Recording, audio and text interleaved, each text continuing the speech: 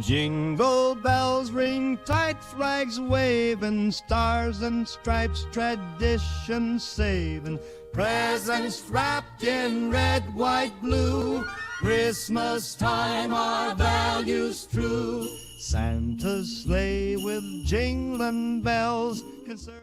Out in the cold snows falling down, jingling bells ring all through the town.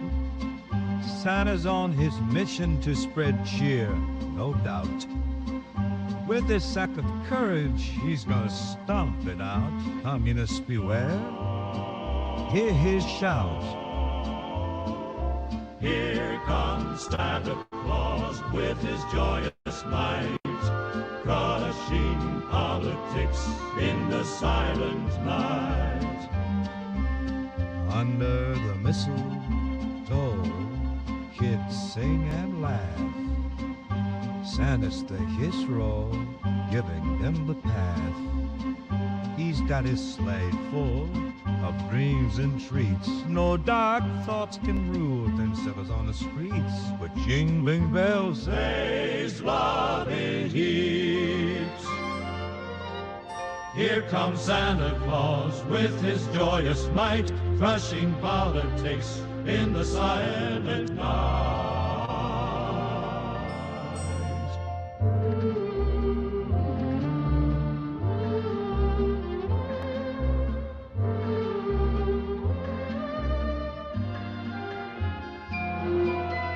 Snowflakes falling, peaceful bliss. Santa's joy no one can miss. Every heart warms up tonight Under the starlit Christmas night.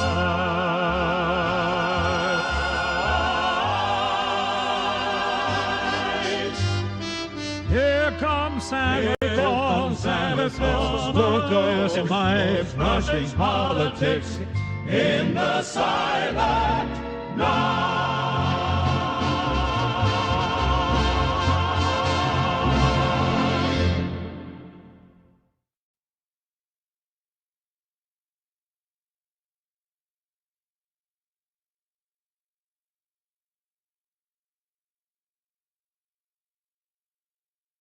The sleigh bells start to chime, Jesus votes right every time.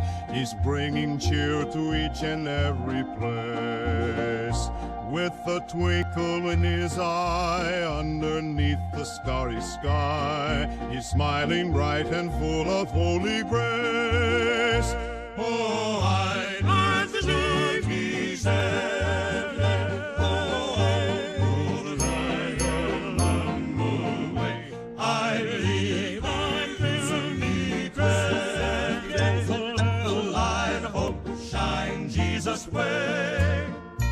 when the choir sings, I swear, a blessed night we'll kneel and pray. His love will light the darkest winter gray.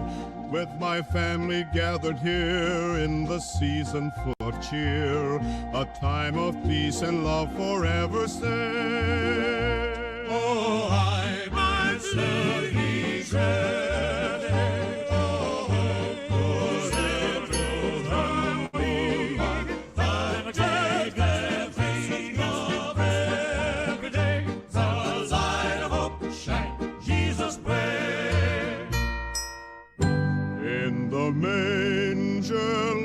the Savior, guiding us in his great favor.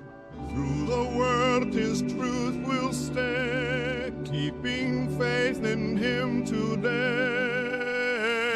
I believe he said,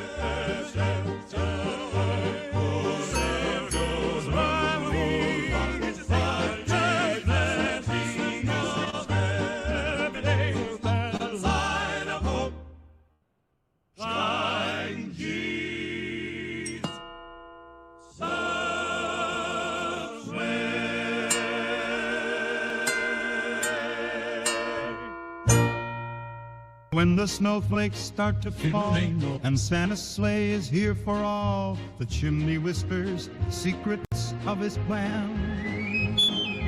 as he rides with gifts and cheer, bringing joy to nigh and near. Down the rooftops with a shout, he's the man. Oh, let Santa brush the red away, while the jingle bells ring and the children play.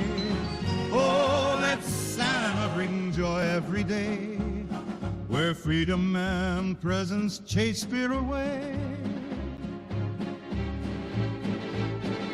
Candy canes and northern lights, Santa champions the brightest nights. He's a guardian, saving Christmas joy. With a sack that's filled with dreams, every jingle's hopeful theme. In his sleigh he rides with peace, oh boy. Oh, let Santa brush the red away, while the jingle bells ring and the children play. Oh, let Santa bring joy every day, where freedom and presence chase fear away. Tread the hall, oh, he flies tonight, guarding dreams with a jingle bright.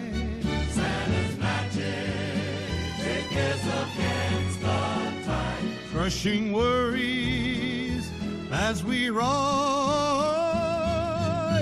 Oh, let Santa brush the red away, while the jingle bells ring and the children play. Oh, let Santa bring joy every day, where freedom and presence chase fear away.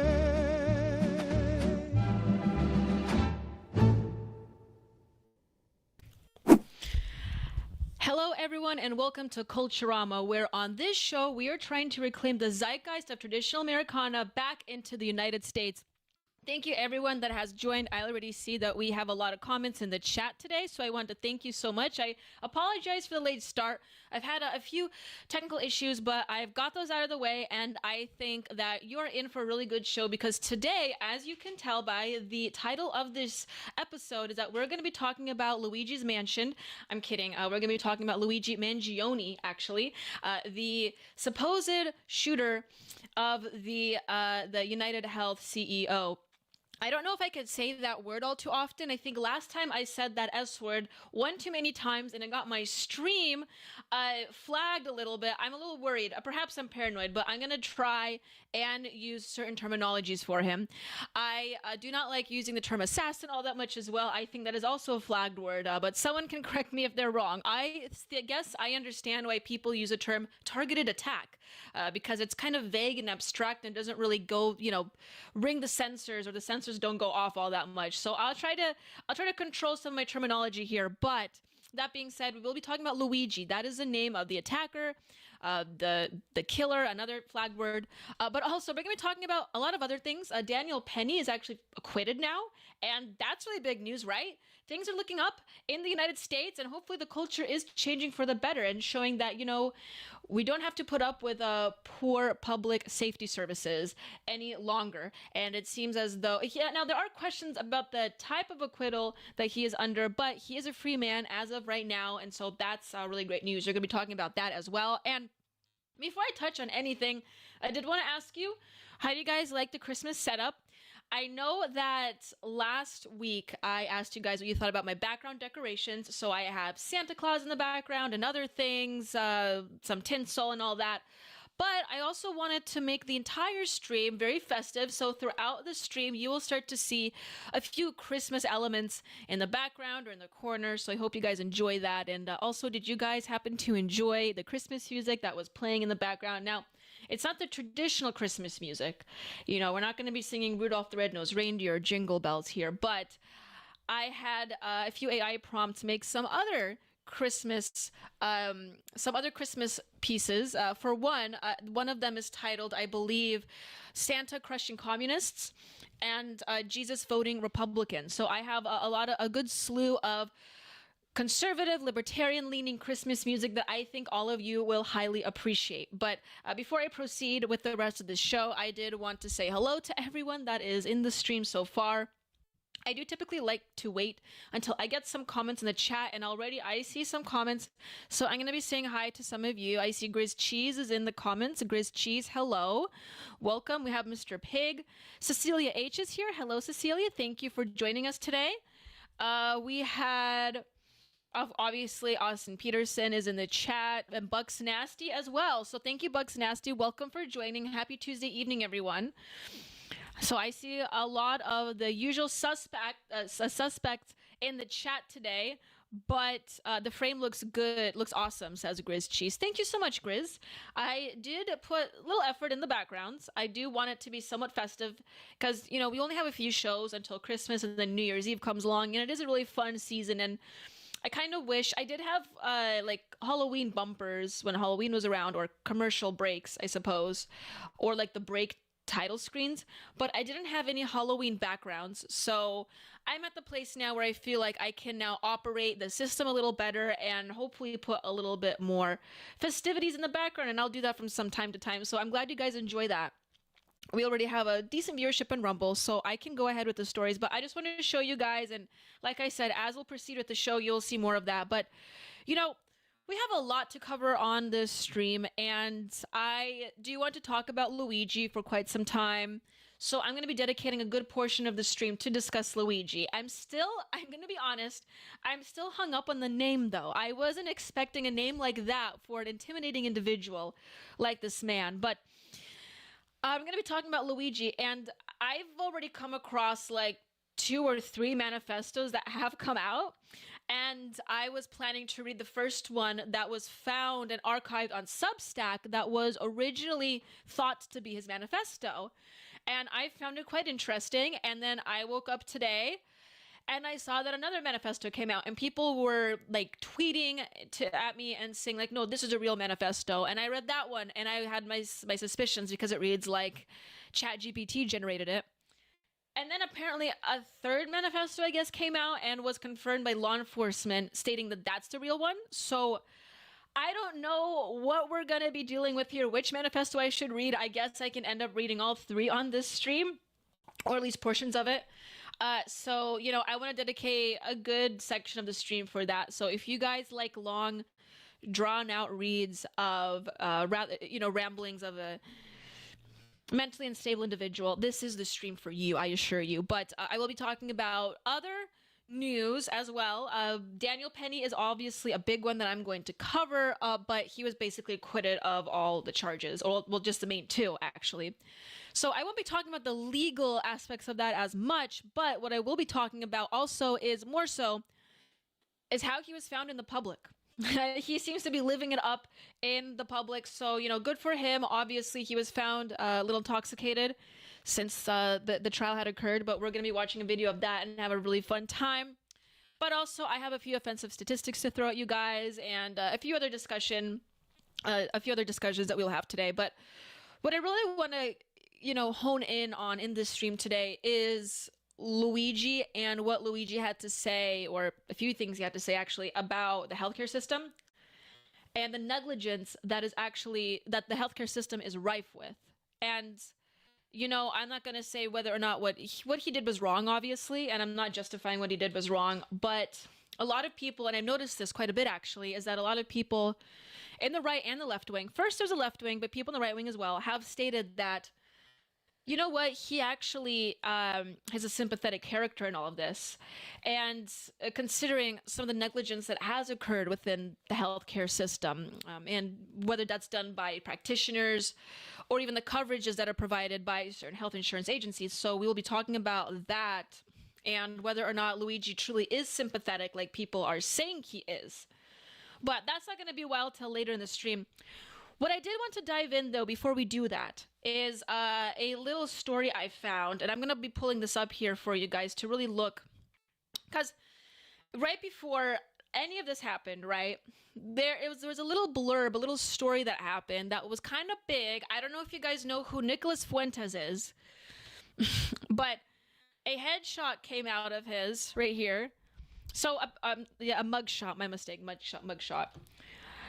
Nick Fuentes' mugshot has come out for after his battery arrest. He's for you guys that live in a cave and are unaware, he has pepper sprayed a woman that gave him a little visitation, and he is now being charged.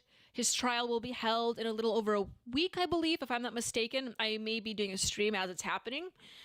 We might talk about that, but his mugshot came out, and this was like the talk of Twitter for a few days. Apparently he's also only 5'6", so he lied about his height. But it's kind of sad, actually, considering that this mugshot come out and everyone has been talking about this. But then Luigi's mugshot came out as well, and everyone has been talking about that. So, oh man, I do not have his mugshot linked. But yeah, it's just really interesting because, you know, Nick Fuentes loves attention. So as soon as his mugshot come out, he's being charged. He loves to be in the forefront of the news as much as it can. And obviously, you know, even negative publicity is great publicity for Nick Fuentes. But he had to be upshown by this individual, and people have been calling him a Chad, so to speak. I wouldn't go that far. I'm not going to call him a Chad. However, it is funny that how this all happened in the midst of this entire situation. And then another thing I want us to maybe not so much discuss, but just to consider is Nick Fuentes' hairline. People have been saying that since his mugshot has come out, there's a question about an issue of his hairline. And I don't know what it is, but right-wingers are obsessed with really many aspects of the male body and critiquing it. And people have been completely critiquing Nick Fuentes' hairline. So I don't know. What do you guys think? Judging by the mugshot, do you think his hairline is questionable? Do you think it's receding a little bit? Someone says he has a no chin and that he has a certain sexual orientation in this comment right here. What do you guys think? Now, I have been told that he may have like a specific hairline, but he combs over his hair as though to hide a potentially receding hairline. And I'm not really aware of how men deal with that stuff, you know, but that's what I was told. So it looks like he's kind of like trying to hide the particular hairline that could potentially be receding. But someone posted this image, and I don't know if you guys think that's a receding hairline. I think people have been saying it's just a very dramatic widow's peak. So yeah, I don't know if you guys oh wow, look at that, there's different scales now. Look at this, the Norwood scale. I'm unaware of this scale. So apparently he's at stage 3, it looks like,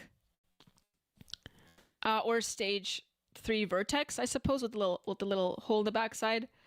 So on the Norwood scale, it seems as though Nick Fuentes is hitting stage 3, a chronic illness. Anyway, also I also do want to encourage all of you guys to please consider sending a Rumble rant. It would be great not only to contribute to the show, but it gives me a chance to read your donation out loud. Whether you want to ask me a question or have me read something, I would be more than happy to do that. So please consider sending in a Rumble rant if you are on Rumble, or if you're watching this on another platform, whether that be X, especially on X, or on YouTube. Please like the stream. And if you're on X specifically, go ahead and share it. That goes a long way in sharing the word on the Culturama stream. And, you know, you may not be able to financially help us, perhaps. I know it's the holidays, right? People are trying to save up their money, but if you share this stream, it will go a long way in spreading the message and spreading the word. So that would be highly appreciated. Thank you so much for those that are joining us today. Please consider staying here, and we're going to be talking about a rather questionable statistic coming up in the offensive statistics segment of this show. So I want you guys to stick around for that. I'm going to be right back. I'm going to pull up those stories, and in the meantime, I do encourage those people that are watching to send in a Rumble rant so we can get this show started, okay? Thank you so much, everyone, and I shall be right back. Out in the cold snows falling down, jingling bells ring all through the town. Santa's on his mission to spread cheer, no doubt. With this sack of courage, he's gonna stomp it out. Communists beware, hear his shout. Here comes Santa Claus with his joyous might, crushing politics in the silent night. Under the mistletoe kids sing and laugh. Santa's the hero, giving them the path. He's got his sleigh full of dreams and treats. No dark thoughts can rule them settlers on the streets. But jingling bells Say's love in heaps. Here comes Santa Claus with his joyous might, crushing politics in the silent night.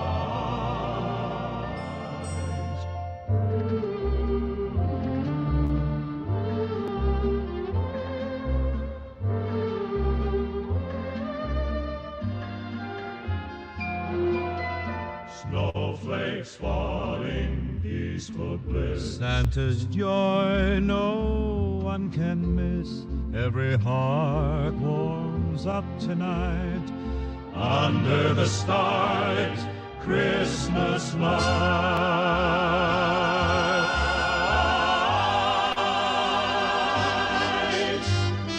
Here comes Santa Claus, Santa Claus, the joyous might, crushing politics in the silent night.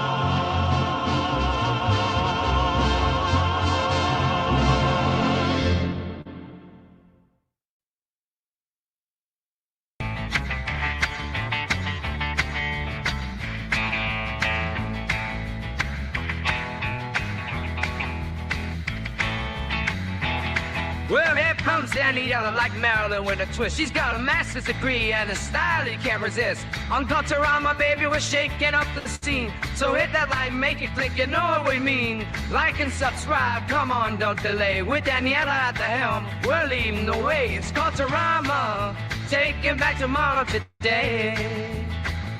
You have to force behaviors, and at BlackRock, we are forcing behaviors. Mao ordered his citizens to throw off the 4 olds.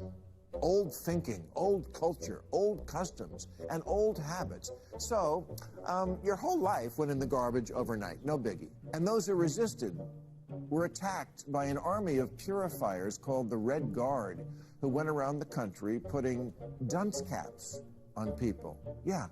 Who didn't take to being a new kind of mortal being. If you don't force behaviors, whether it's gender or race or just any way you want to say the composition of your team, you're going to be impacted. Well, things haven't been so sweet for Ben & Jerry's after the company posted an anti-American tweet, a few of them, on the 4th of July. The ice cream makers declared the United States was founded on stolen indigenous land. Well, someone should tell Target that, because they're now selling swimsuits with tuckums in the women's section of the store. And they even have a line just for kids. Yeah, we're going to reach out to Ben & Jerry's and ask them how they can live with themselves as they operate a multi-billion-dollar company on stolen land while declaring other people give up their so-called stolen land. This is the child section. This is literally the kids section. I'm next to a literal onesie that says whatever the hell that means. We have glad you came out, and I'm so happy that you're queer. In the kids section. Are you kidding me? I'm sorry, but pride and toddler don't belong in the same sentence. Good news! Starbucks will offer its workers reimbursement of travel expenses related to accessing abortion and gender-affirming procedures. Kyle Rittenhouse was seen wearing a Black Rifle Coffee Company shirt, and they wanted to distance themselves from that individual. Key employees at the company also were donating to Democrats. Hayford doubled down on throwing many in his base under the bus, describing them as racist and a repugnant group of people.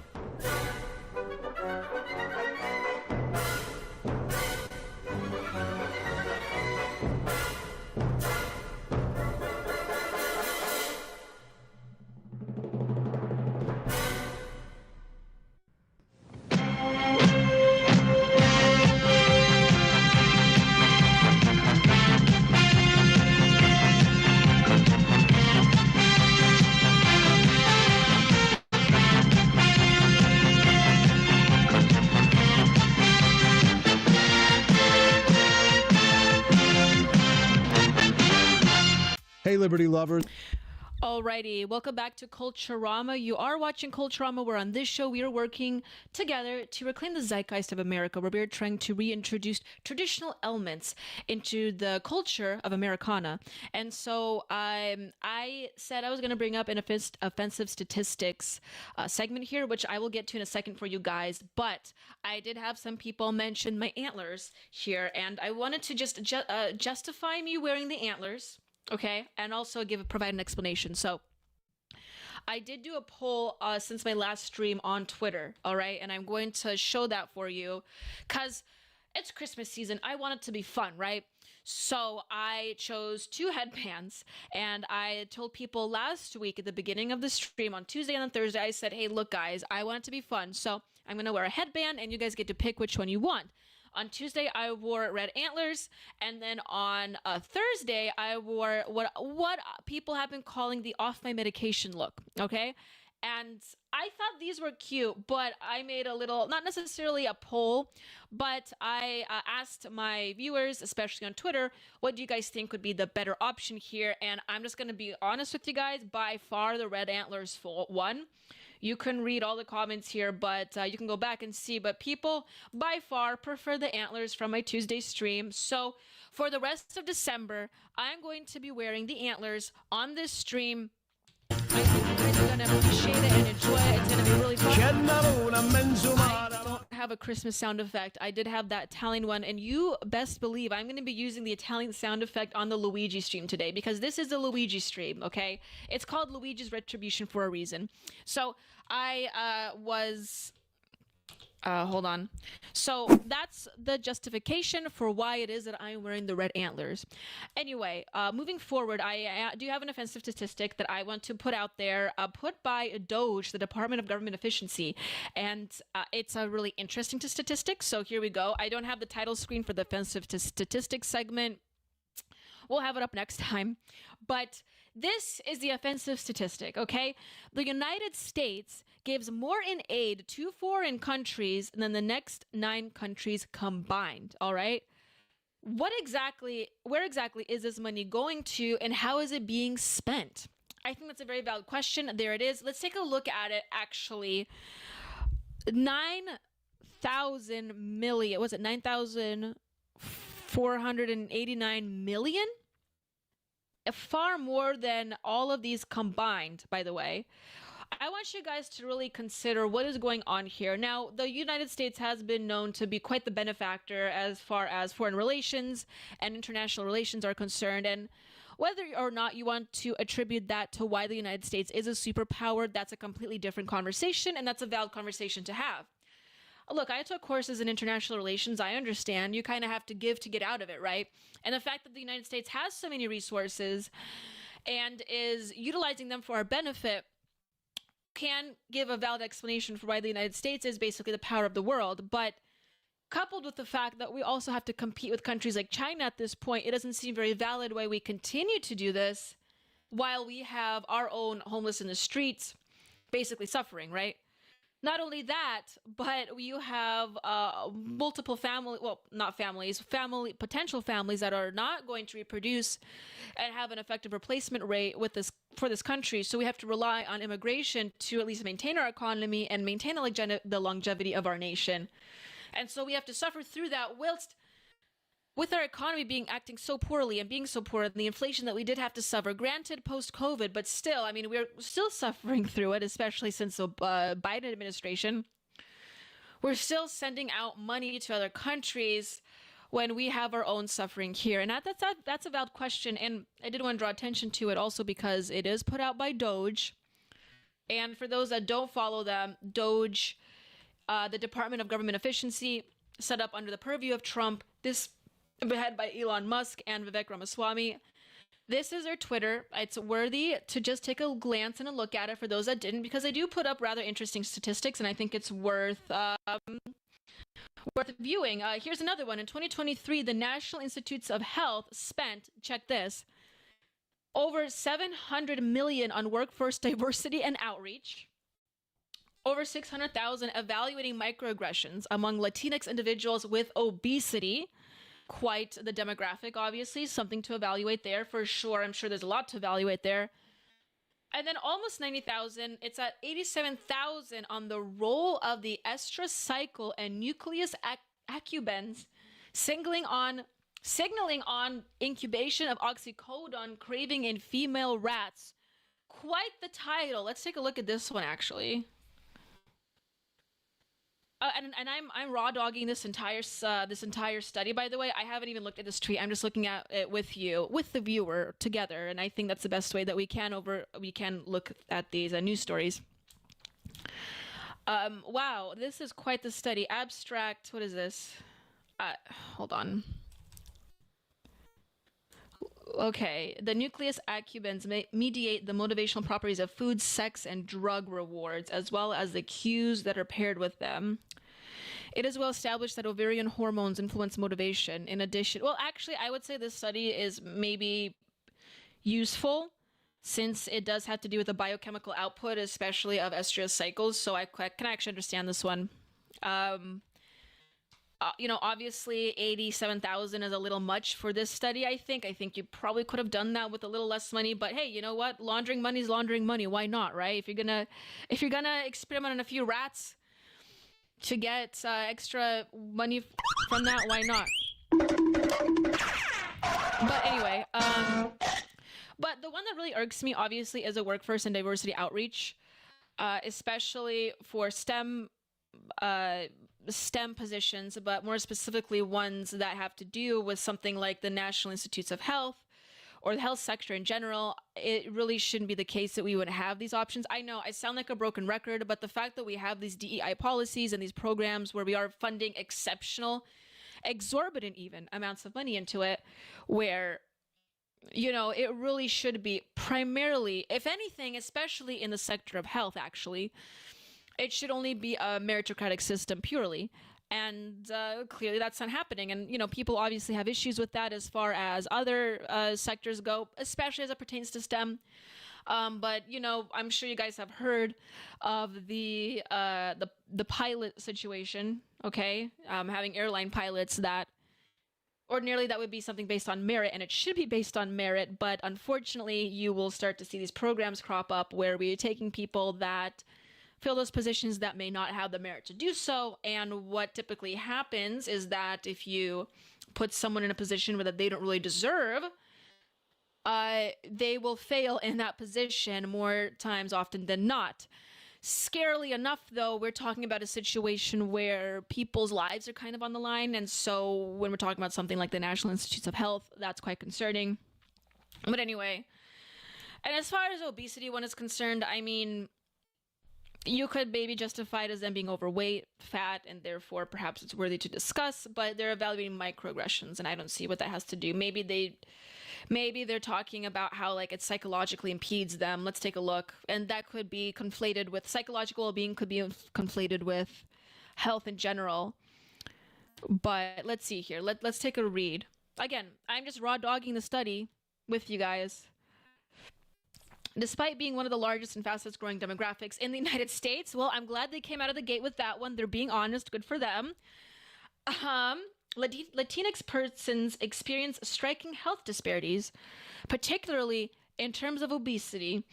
One possible reason for this disparity among Latinx I cannot believe I have to read this word. In a peer-reviewed study, among Latinx persons is that this population is disproportionately affected by stressful life conditions, okay, including discrimination, which may lead to higher rates of obesity-related clinical correlates.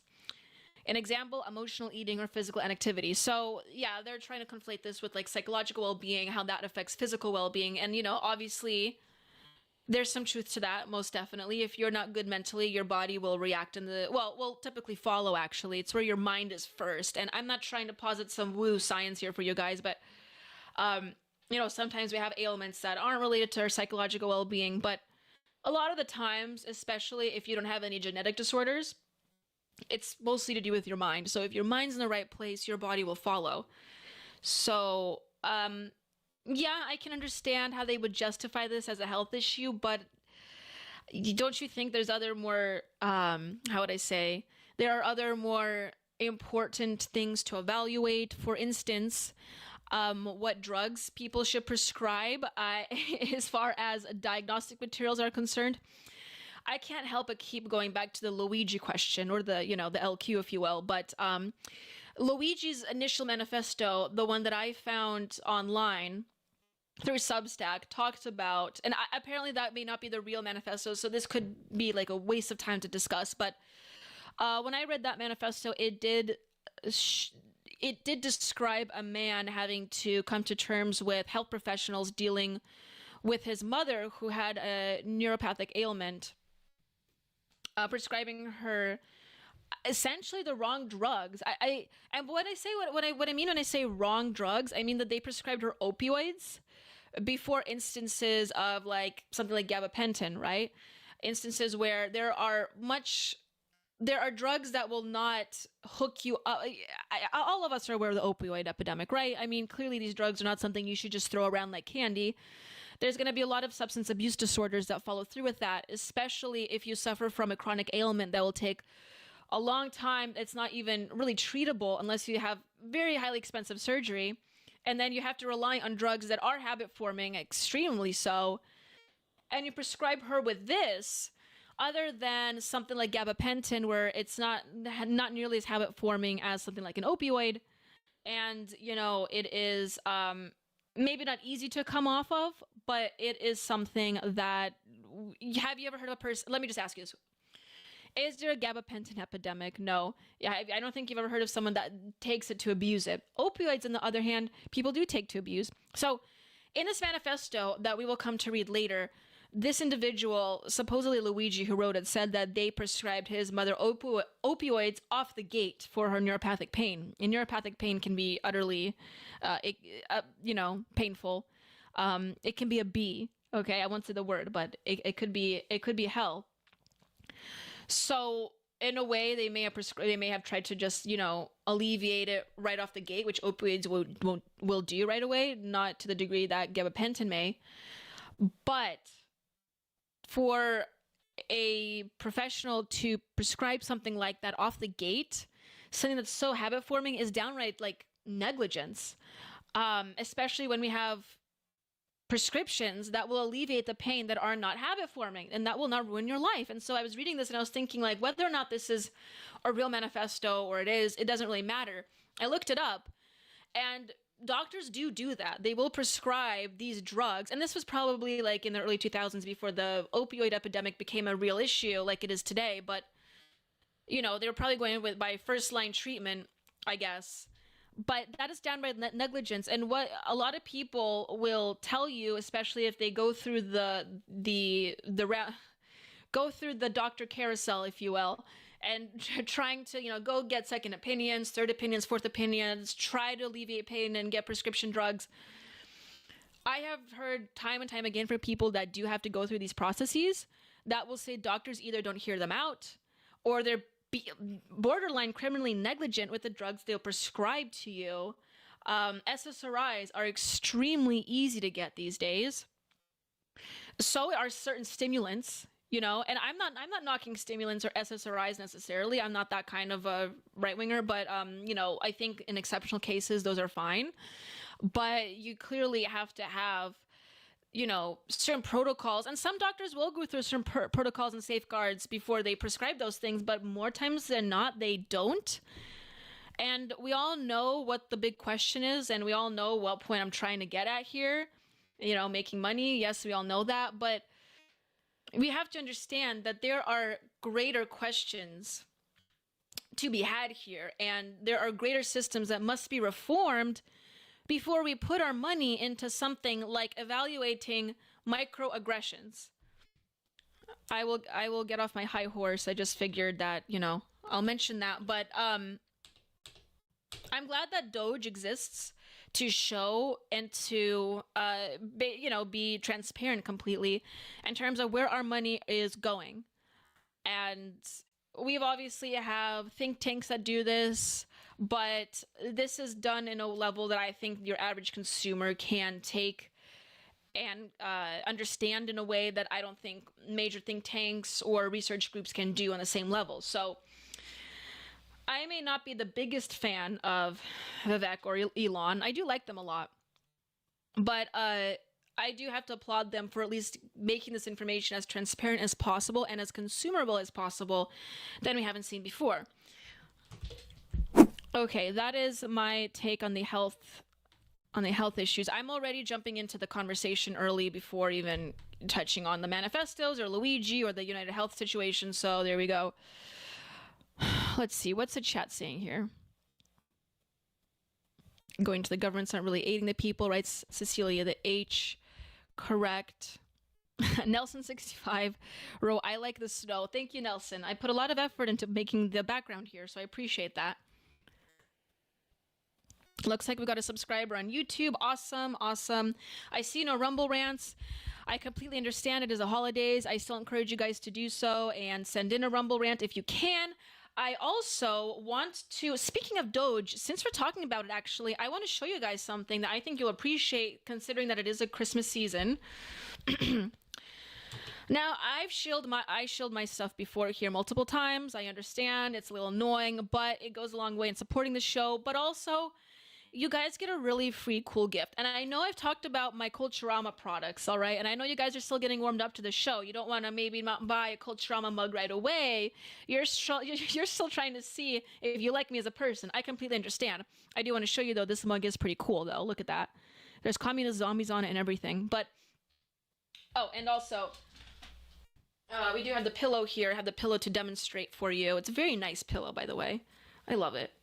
But, since we are talking about DOGE, the Department of Government Efficiency, I do want to show you that on the Culturama collection, we do have I'm sorry. I'm getting ahead of myself. We do have DOGE branded gifts, okay? So I wanted to show you guys this. So if you go at the ap4libertyshop.com or just the 4libertyshop.com, what you will see here is that you will have this ornament, a Christmas Doge ornament with the Doge himself on it, with the Culturama logo on the bottom, if that's something you like. Hopefully it is. The big top seller here is the Doge Field Agent hoodie. Do you like Doge? Do you follow their account? If you don't, you probably should. You get a lot of cool statistics like the one I just read to you. But if you want to be considered a field agent for them, you don't actually necessarily have to apply to get a job. What you can do is what the many young females do. Or there was a trend of young females buying like Ivy League college sweatshirts if they didn't really attend. I remember I was at a store and they were selling like Yale, Harvard sweatshirts in like some shop. So you don't actually have you have to go through the responsibility of attending the Ivy League school, but you have the benefit of showing it off and wearing it as a sweatshirt. This is kind of like that, okay? You can get the Doge Field Agent hoodie for just a small price of $51. Now, I will say this, you can spin to win a discount. If you click the spin to win pink button on the bottom, you will see a discount thing. So you can spin the wheel and you can get up to what's like 20% off here. So you can get a good chunk of a discount on this, but these are Adidas quality sweatshirts, and they come in over how many colors is that? 5 colors, I believe. So there's a logo right here. It says you're part of the Department of Government Efficiency, and then the back right here it says Doge Field Agent. So if Doge is something that you believe in, if you believe in supporting the mission of Vivek Ramaswamy and Elon Musk, I highly encourage you to look up the Doge sweatshirt or the Doge. We have a mug as well, actually. We have a mug, the Doge Field Agent mug, and it has a Culturama logo in the back as well. So it can show that you do support the show. But yeah, consider that. And would be a really great Christmas gift because, you know, it is a holiday season. And if you have a friend that you think would highly benefit from that and wants to be a Doge Field Agent, consider getting them that gift. Okay, well, I have a lot more stories coming up here. Cecilia H. sent in a Rumble rant. Thank you so much, Cecilia, for the $5. It is highly appreciated. She wrote, small Rumble rant, you are doing great. It's not small at all, Cecilia. You know, any Rumble rant is a big Rumble rant. Even if it's just a couple bucks, I am just amazed that people even send money. So I'm really thankful for that. Thank you. Yeah, your comments go a long way in, you know, helping provide emotional support for the show, so that's really great. And you know, just a good, what is the word I'm looking for? I said support. I'm looking for a specific word here. It's escaping me. Provide just good thoughts all around, I guess is what I'm trying to say, and I really do appreciate that. Bucks Nasty wrote that the moisturizer is really good too. Thank you so much, Bucks Nasty. I do not have the moisturizer with me right now, but yes, we do have a moisturizer that I use every day on my face. So if you want nice glowing skin, just like my own, please consider getting the moisturizer. You'll find that on the website as well. Okay. I'm going to be pulling up the next few stories here. We have a lot to cover still. We still have to cover the man, the myth, the legend himself, Luigi Mangione. He apparently comes from a very wealthy family in Pennsylvania. So we're going to be talking about who is Luigi, what are the motivations behind what he has done in taking the life of, or Minecrafting the life of the UnitedHealth CEO. I'm trying to not say the targeted words. I want the stream to get viewership. He Minecrafted the UnitedHealth CEO, so we're going to be talking about that. Obviously, I want to touch on the Daniel Penny case a little bit as we proceed forward, so you guys should stay tuned. I will be pulling up a few panels here, and at some point I will be bringing up the AP for Liberty shop so you guys can look at the link and go there yourself. So I'll be doing that as well. And also, if you wanted to send a text to the channel or to the stream, please send it to 573-416-0635. Again, that is 573-416-0635. I don't always get a chance to read all the comments on here, but if you want me definitely to read your text, send a text on there. But sometimes if it's like a really busy show and I get inundated, I may not even read those texts. But one way that you can really get my attention is sending a Rumble rant, obviously. So I will be right back and be pulling up those stories. So stay tuned and carry on.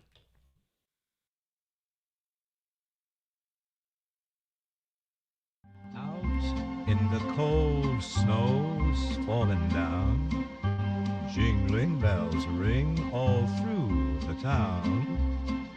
Santa's on his mission to spread cheer, no doubt. With this sack of courage, he's gonna stomp it out. Communists beware, hear his shout. Here comes Santa Claus with his joyous might, crushing politics in the silent night. Under the mistletoe, kids sing and laugh. Santa's the hero, giving them the path. He's got his sleigh full of dreams and treats. No dark thoughts can rule themselves on the streets. But jingling bells raise love in heaps. Here comes Santa Claus with his joyous might, crushing politics in the silent night.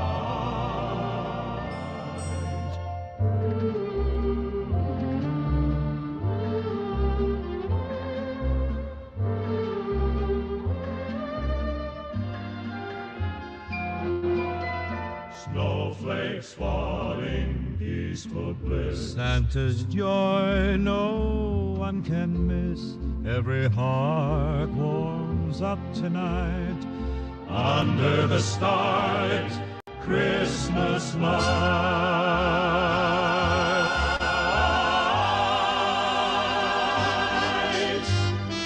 Here comes Santa Claus, Santa Claus, so joyous in life, crushing politics in the silent night.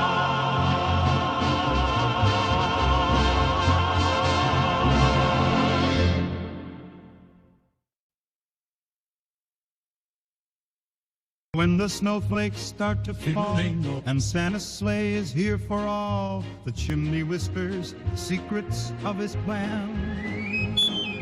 As he rides with gifts and cheer, bringing joy to nigh and near, down the rooftops with a shout, he's the man. Oh, let Santa strut away, while the jingle bells ring and the children play. Oh, let Santa bring joy every day, where freedom and presence chase fear away. Candy canes and northern lights, Santa champions the brightest nights. He's a guardian, saving Christmas joy. With a sack that's filled with dreams, every jingle's hopeful theme. In his sleigh he rides with peace, oh boy. Oh, let Santa cracks the red away, while the jingle bells ring and the children play. Oh, let Santa bring joy every day, where freedom and presence chase fear away. Tonight, guarding dreams with a jingle bright. Santa's magic is against the tide, crushing worries as we ride. Oh, let Santa cross the red way, while the jingle bells ring and the children play. Oh, let Santa bring joy every day, where freedom and presence chase fear away.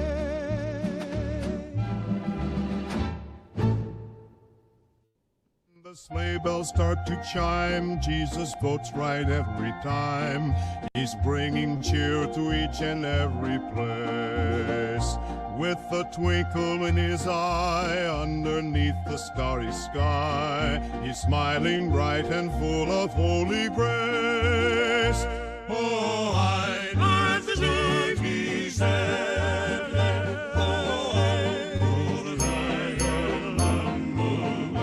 I believe I'm beneath the light of hope shine Jesus' way. When the choir sings, I swear, a blessed night we'll kneel and pray.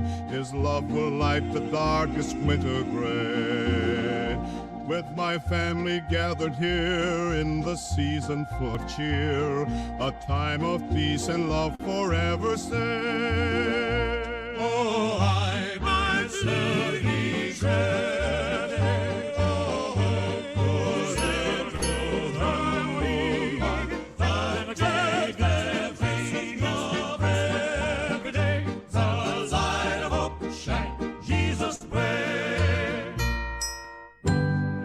the manger lies the Savior, guiding us in his great favor. Through the world his truth will stay, keeping faith in him today. I believe he says,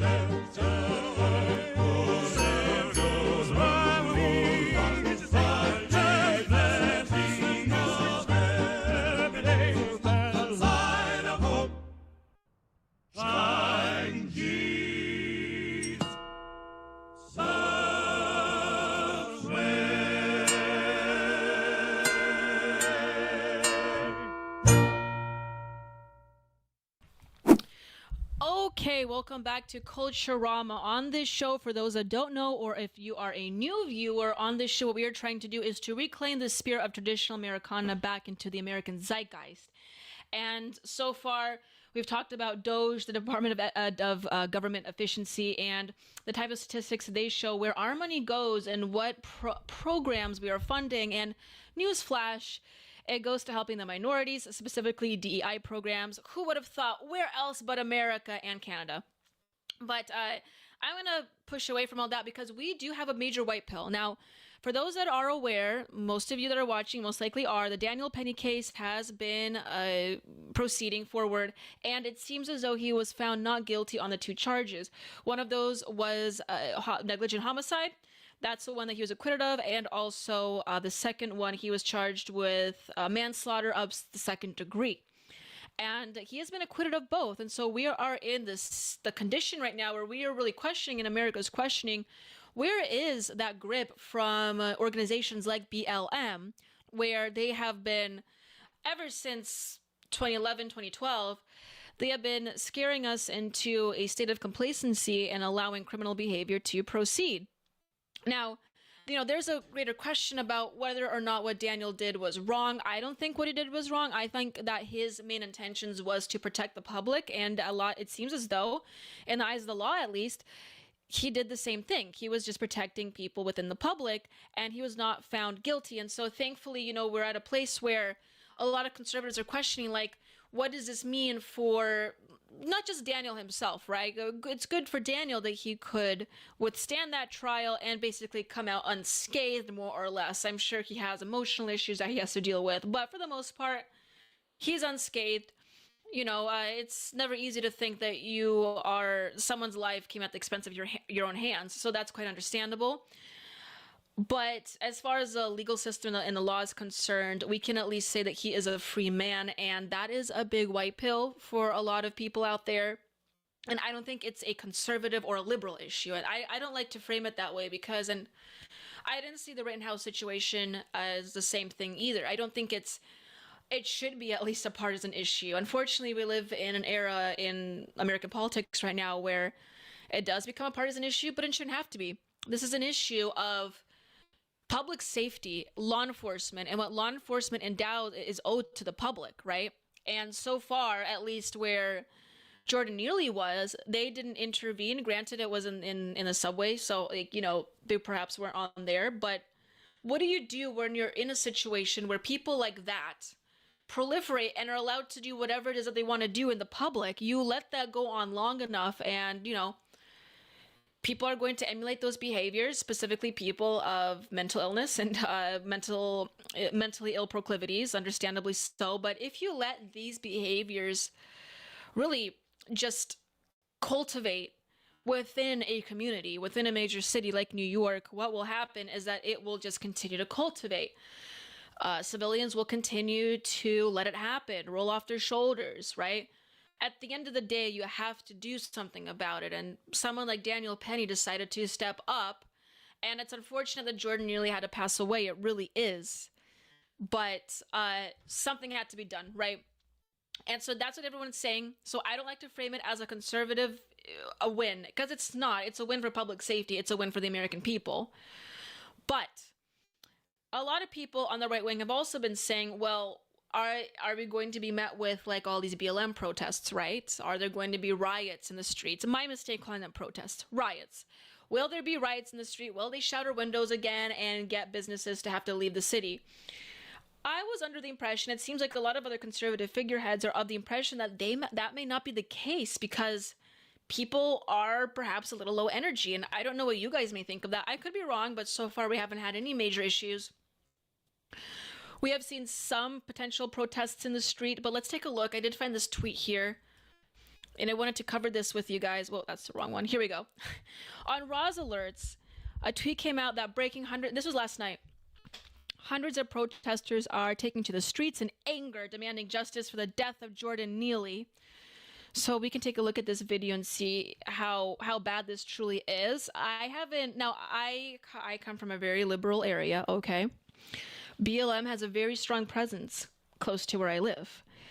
And I haven't heard of anything really happening. Granted, this is in New York where this has taken place, so obviously there's going to be more activity there. But as far as I've been hearing, the energy is just not there. And I do wonder, and I do suspect if this relates to the Trump win that just had occurred, because what I've been seeing personally too, even in my neck of the woods, is that your average liberal, okay, or your average progressive seems to have this feeling of being completely defeated with what has occurred since the beginning of November.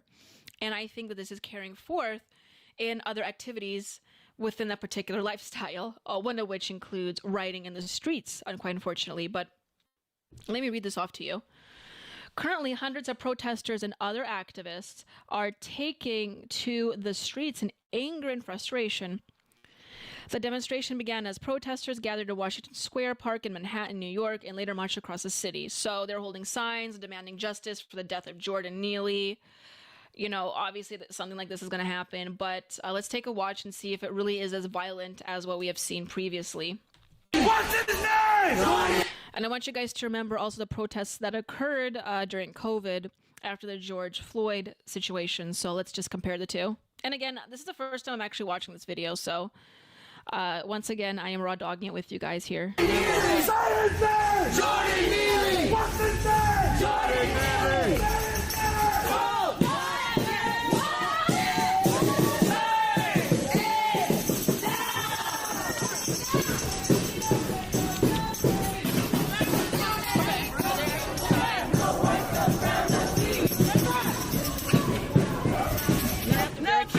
Police are obviously, you know, this is just your average police officers, so this seems to be not too bad. It's just a general protest.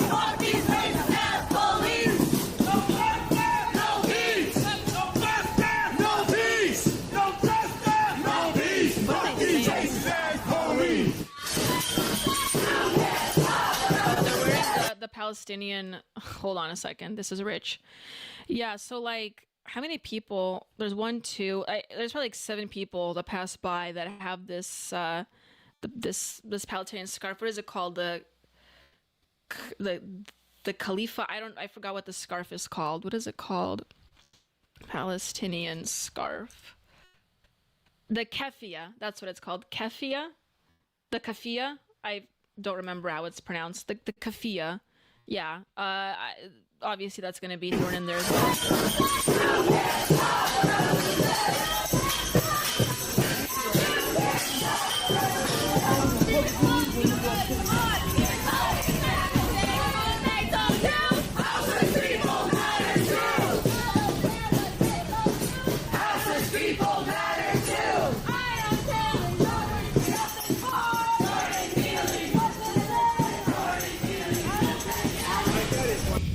I'm already bored. I don't know what to tell you guys. I think these people are a little low energy.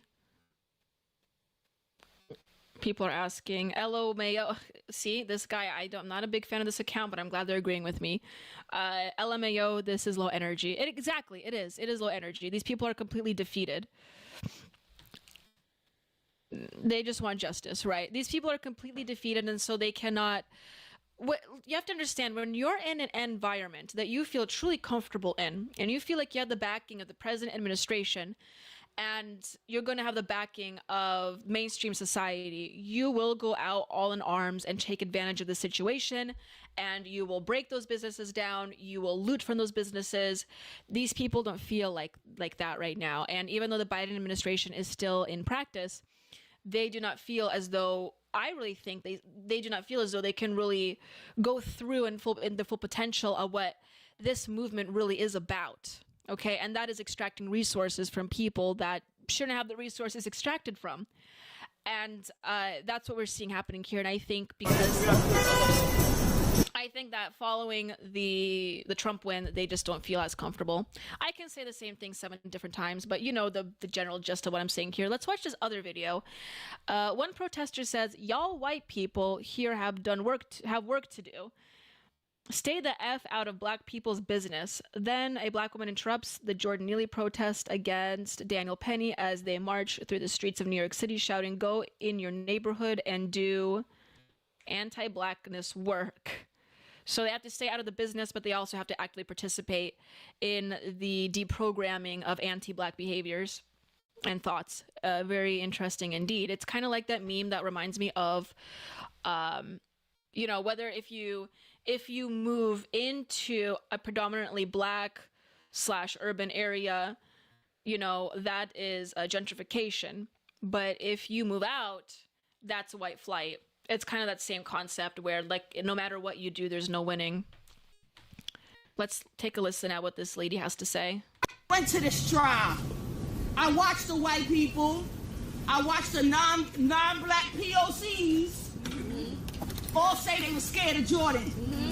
But the black man testified that he was not. So we got a problem. So all the white people here, y'all got work to do. Stay the fuck out of black people business. Go in your neighborhood and do the anti-blackness work in there. Okay, well, to be fair, she's saying only do the anti-black programming in your own neighborhoods, but she's not taking issue with the fact that they are all white neighborhoods. Wait, I don't understand. So in the society that she wants, it just clicked with me. She doesn't want white people in the business of black people. Does she feel comfortable living aside other white people? And if so, but white people are still not supposed to interact with it. I don't understand how you have a society like that. Perhaps she's saying that, we are still living in a divided society, which is not true at all. But let's just, entertain her for a second and indulge her fantasies. If you do live in a completely pre-civil rights, right? Divided society, but she doesn't want white people to work alongside the black people in the effort of deprogramming anti-black behaviors and thoughts. She wants them to stay within their own communities and the confines of their communities without actively participating with and engaging with those individuals. But she wants them to do the work, but not with her and not within her community. I mean, okay, that's fine. What if the work's done? How do we proceed forward? Is it going to be perfect? Something tells me it will not be. Something tells me that even if you try to force this parochial view that things are bad presently, the current state that they're in, and that we live in a completely divided nation, that somehow, even if we eliminate those barriers and truly have a colorblind society, there will still be problems. I don't know. It's just my 2 cents there. It's my woman's intuition acting up, I guess. Oh no.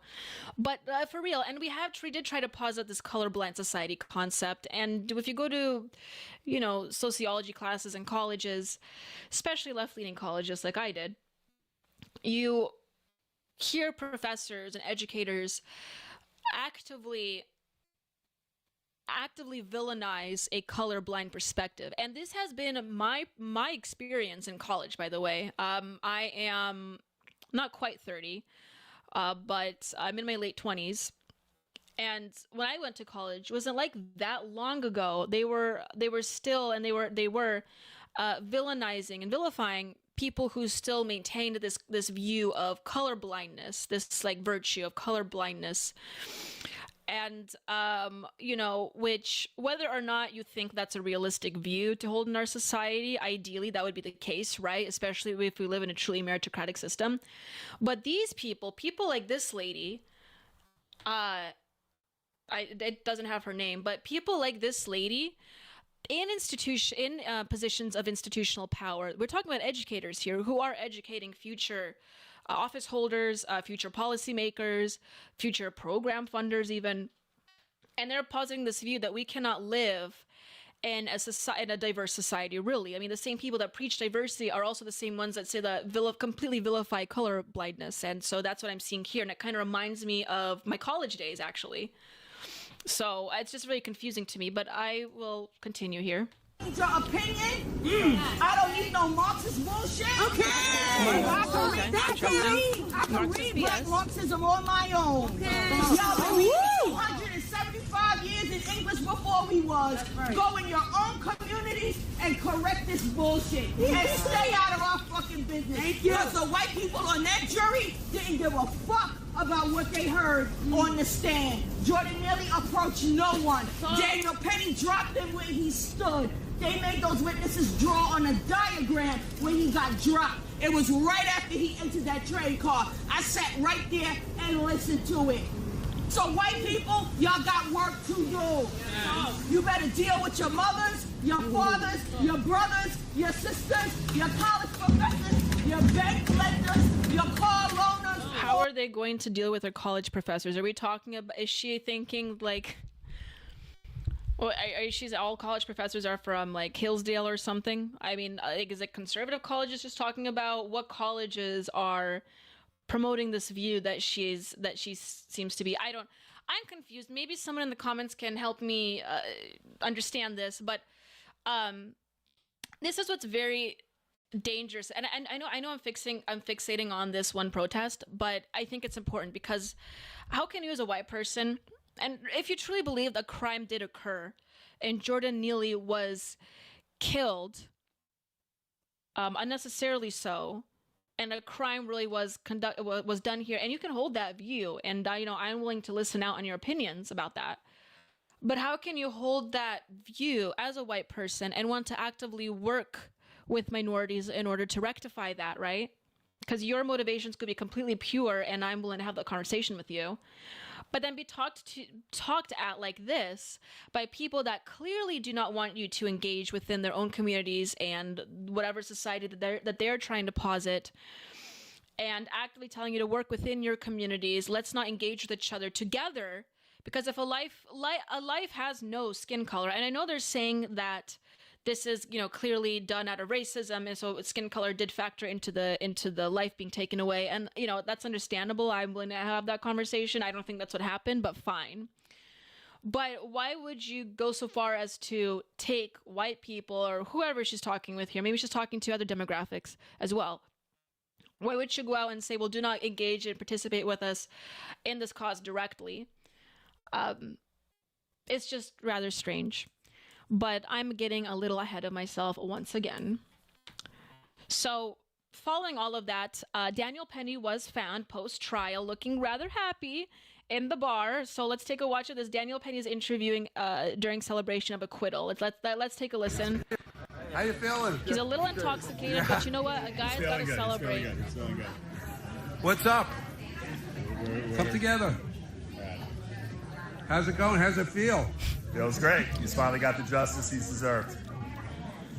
Did you think it was going to happen?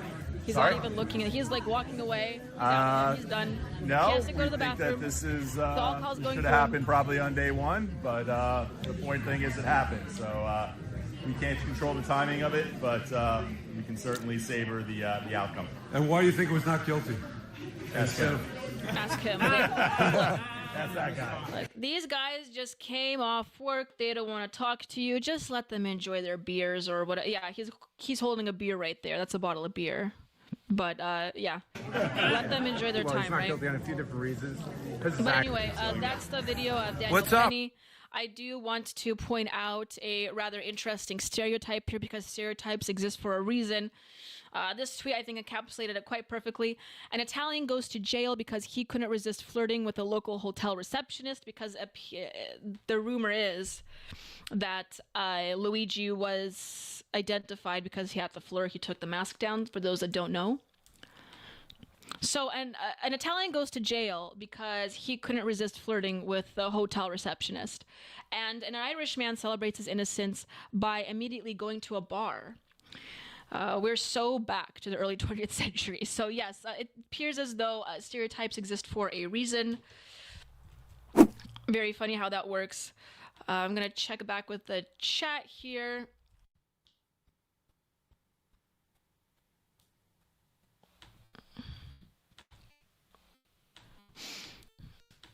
Alrighty, I'm just trying to open it up here. It's a movie theater. I don't know what that's referring to. Is it a movie theater? I thought it was a bar. Okay, I don't know. You're gonna have to explain what you mean, Mr. Pig.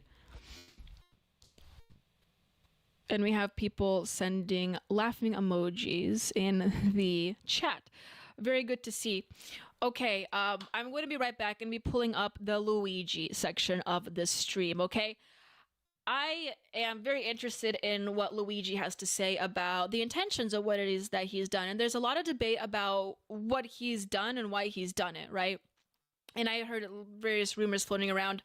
And I ended up trying to find like a manifesto or something. It wasn't released for the last couple days. And I found upwards of 3. And apparently law enforcement has just come out. It was right before I could go on stream, so I actually had no chance to read it. But they came out with the official manifesto.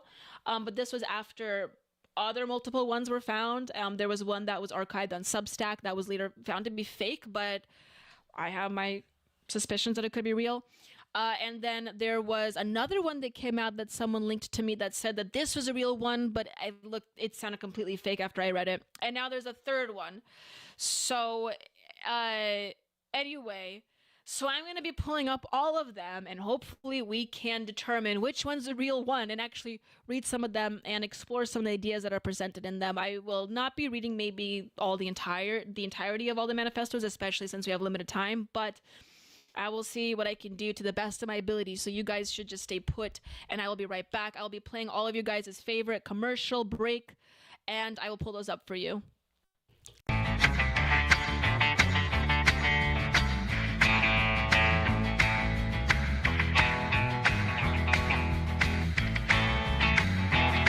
Well, here comes Anita like Marilyn with a twist. She's got a master's degree and a style you can't resist. On Culturama, baby, we're shaking up the scene. So hit that like, make it click, you know what we mean. Like and subscribe, come on, don't delay. With Daniela at the helm, we're leading the way. It's Culturama, taking back tomorrow today. You have to force behaviors, and at BlackRock, we are forcing behaviors. Mao ordered his citizens to throw off the four olds. Old thinking, old culture, old customs, and old habits. So, your whole life went in the garbage overnight, no biggie. And those who resisted were attacked by an army of purifiers called the Red Guard, who went around the country putting dunce caps on people. Yeah, who didn't take to being a new kind of mortal being. If you don't force behaviors, whether it's gender or race or just any way you want to say the composition of your team, you're going to be impacted. Well, things haven't been so sweet for Ben & Jerry's after the company posted an anti-American tweet, a few of them, on the 4th of July. The ice cream makers declared the United States was founded on stolen indigenous land. Well, someone should tell Target that, because they're now selling swimsuits with tuckums in the women's section of the store. And they even have a line just for kids. Yeah, we're going to reach out to Ben & Jerry's and ask them how they can live with themselves as they operate a multi-billion-dollar company on stolen land while declaring other people give up their so-called stolen land. This is the child section. This is literally the kids section. I'm next to a literal onesie that says whatever the hell that means. We have glad you came out, and I'm so happy that you're queer. In the kids section. Are you kidding me? I'm sorry, but pride and toddler don't belong in the same sentence. Good news! Starbucks will offer its workers reimbursement of travel expenses related to accessing abortion and gender-affirming procedures. Kyle Rittenhouse was seen wearing a Black Rifle Coffee Company shirt, and they wanted to distance themselves from that individual. Key employees at the company also were donating to Democrats. Hafer doubled down on throwing many in his base under the bus, describing them as racist and a repugnant group of people.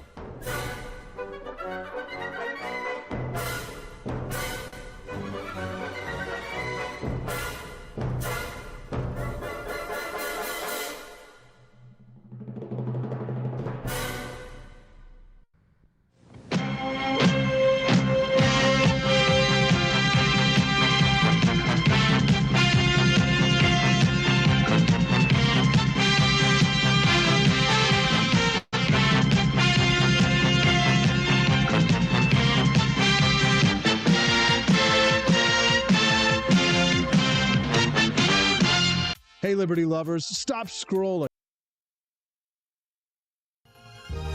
Jingle bells ring tight, flags waving, stars and stripes, tradition saving, presents wrapped in red, white, blue.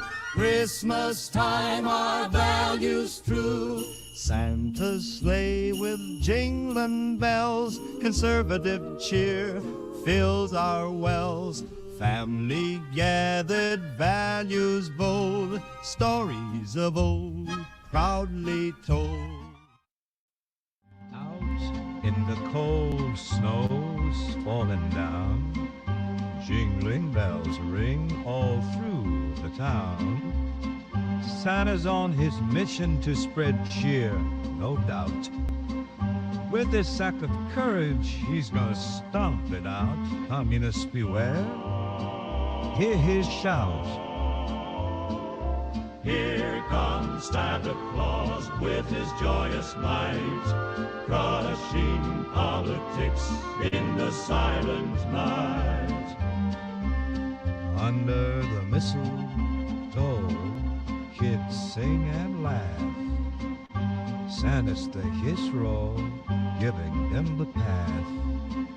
He's got his sleigh full of dreams and treats. No dark thoughts can rule themselves on the streets. But jingling bells There's love in heaps.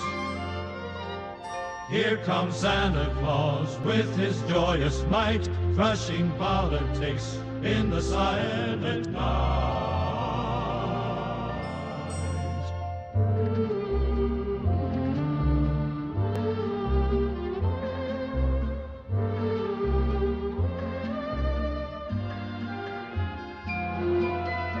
Snowflakes falling, peaceful bliss. Santa's joy no one can miss. Every heart warms up tonight.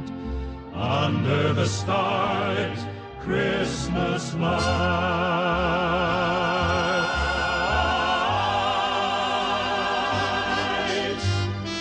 Here comes Santa Claus, Santa Claus, so joyous in life, Rushing politics in the silent night.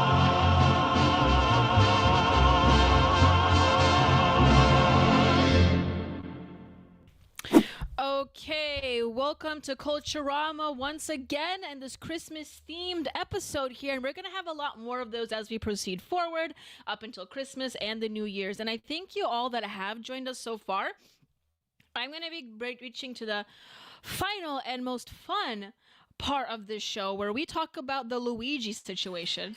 Now, excuse me, we have a lot to cover here as far as this event has occurred with the life taken away of Brian, the UnitedHealth CEO, and that goes on for quite a while. And I did want to talk about who Luigi was as a person, not so much the actual incident itself. I mean, you guys have all watched the surveillance footage, right? He pulls out a gun, it jams, he fixes it, shoots it again.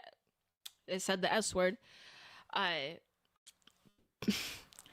Shoots it again, and he ends up taking the life of the UnitedHealth CEO.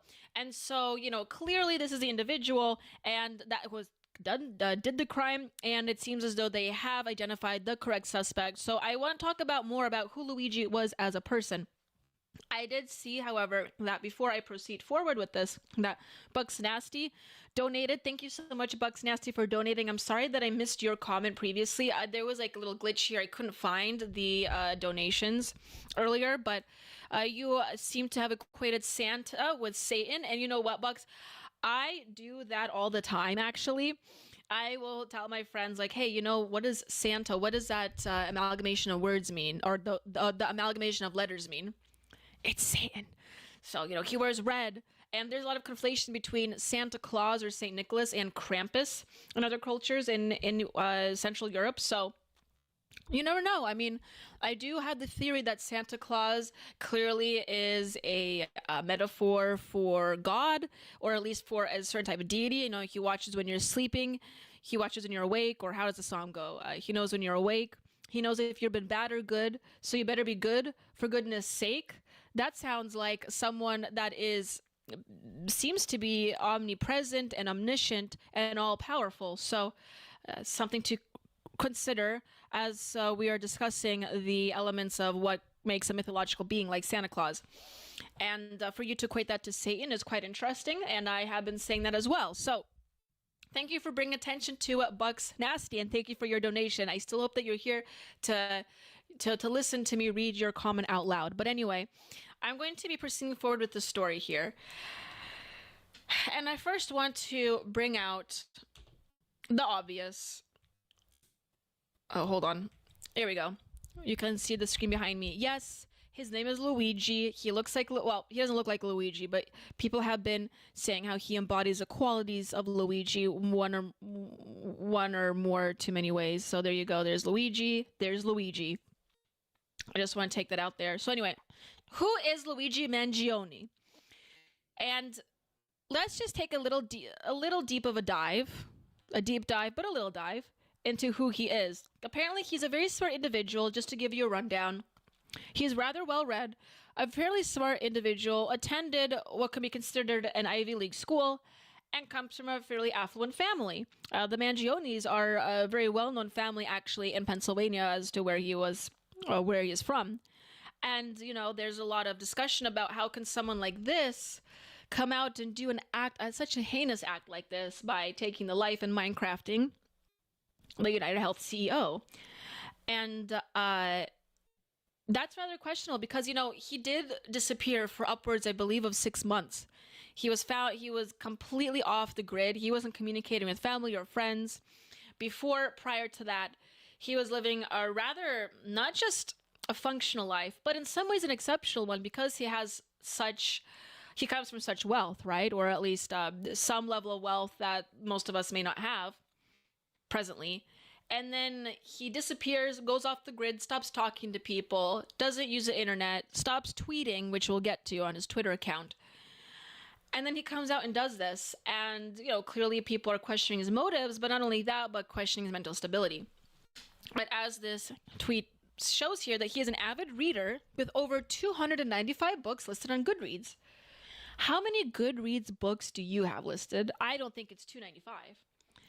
Academically, he holds a master's and bachelor's degree. By the way, I think he's 26, so he's got both of those before leaving his early to mid 20s, which is quite the feat. Not everyone can do that. I did that, but not everyone can do that. Academically, he holds a master's and bachelor's degree in computer science from the University of Pennsylvania. Additionally, he gained recognition as the valedictorian, by the way, of Gilman School in Baltimore, showcasing his academic excellence. His work includes contributions to machine learning and robotics, as evidenced by projects on GitHub. And so this is the individual that we're talking about. And, people have been saying how he's a dreamboat. I don't think he's necessarily that handsome. But, he's not a bad-looking guy. And, but as we'll come to find out, this entire incident has nothing to do with his ability to find a female friend. This is not a Roger Elliott situation, thankfully. It looks like something has fact-checked here. Luigi Mangione didn't write these words. What is this? Update. Luigi Mangione wrote "Violence is Necessary" in Amazon review of Unabomber Kaczynski. Apparently, he was a fan of Kaczynski, but this fact check says here that that's not his words. So I'm not, the jury is still out on that.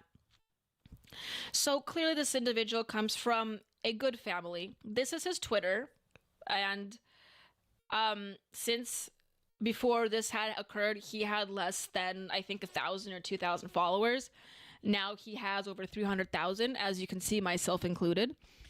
Just in case, he ever comes back. You never know. It'll be very interesting and quite revolutionary once he starts tweeting. His Twitter account was deactivated, I do believe, but then it was reinstated, interestingly enough. So, he may very well come back.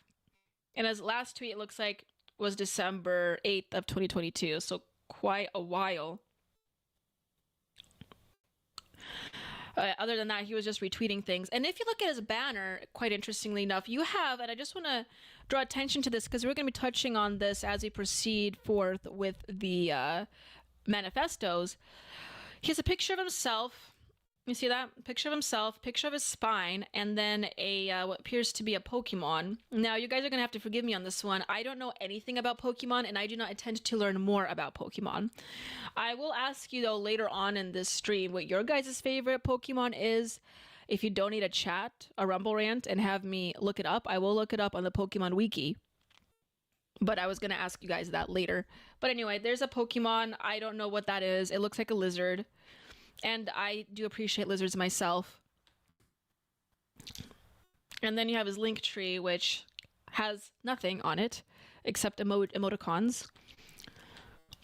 And another thing I wanted to draw attention to, though, and this is a really interesting aspect of this entire thing, is that he does come from a fairly wealthy family. He apparently, and I don't know if this is confirmed yet entirely, but he comes from a family that is potentially more affluent than the actual CEO of UnitedHealth, okay? In a way, and this was told to me, is that this could actually be a new era of American politics. And, where we have experienced this as Europeans before in human history, but this newer era is what I've been told, we are entering into an era of neo-feudalism. And I think that, and I thought about it, and there's a lot of truth to that statement, because there are clearly wealthier families that may not take complete control over the decision-making processes of this country. However, we are seeing a form of feudalism occur in which you do have larger families built upon wealth and generational wealth for a large portion of time, a large degree of time. And usually what occurs is that people within those families will typically marry within people of the same communities and the same community structure. And this is not new. Obviously, people within their class will typically marry within of other people in that class. But as far as, neo-feudalism is concerned, perhaps we are entering an era where we are seeing one wealthy family member or a representative of that family name become slighted by another wealthy family. Just something to consider. I don't know. Perhaps we can now enter an era which we should, dispute each other using a duel system. Maybe we should legislate duels once again. I'm just throwing ideas out there. I'm not saying we should or we shouldn't. I'm just throwing ideas out there. What if we start having duels again where we don't have to shoot people in the back, but perhaps if a family member feels slighted by another wealthy aristocrat, perhaps we could have that little, enter a contractual agreement where you can confront someone more directly than just speaking with them. And, and if that person loses, you can get a portion of the resources. Perhaps we would have territorial disputes at some point as well. I don't know. I mean, with the Trump regime and the Trump family, we are sort of seeing like a monarchical structure or a return back to a monarchical type of rule. And that is not to say necessarily that it has to be through blood relation. Although I know that's what monarchy means, but it also is like sort of passing the mantle of one's legacy into another, like it is to J.D. Vance if no one in the Trump family, like Barron, wants to step up in the future. There's a lot of talk about whether or not Barron wants to do that. But the point I'm trying to get at, though, is that we are seeing this, and I hate the phrase people say, return to tradition. I hate that so much. But it is sort of a return to tradition. I know it's kind of cringy, but it's true. Where we are kind of looking back into these older systems and drawing wisdom and meaning from them. And I've been seeing a lot of people within the right wing try to posit that with the Trump administration and the Trump family. And the same people are doing that, I think, with something like this, where we could potentially have something more somewhat of a neo-feudal system. Because as we'll come to find out, is that this guy, considering what his manifestos have said, multiples of them, have said that he did feel slighted, deeply so, by the corrupt nature of health insurance and the health insurance system, and also just the health system in general. And so the best way he thought that he could retaliate against that and take some ownership over it, over his own life, and over what those systems have done to him, and whether or not they really done it to him is, debatable. But he's perceived it like it's done it to him. And so he decided to take an act that's rather violent, and he took the life of this CEO. But in a way, I think that it kind of like harkens back to those old traditional systems. But maybe I'm just talking and I'm just being schizo here. Anyway, let's get to the nitty gritty. And I do want to put on my thinking hat for this one. I think that I'm going to put my thinking hat on this one because allegedly, these manifestos are not all the right manifesto. We have 3 here. I have this one pulled up. It's called The Allopathic Complex and Its Consequences. This is apparently the real manifesto that came out. And then I've had people message me this one and say, no, this is a real one. So we have a lot to cover here. And I have read through the first 2, okay? And I think one is obviously more real than the other here, so you'll come to see why that is.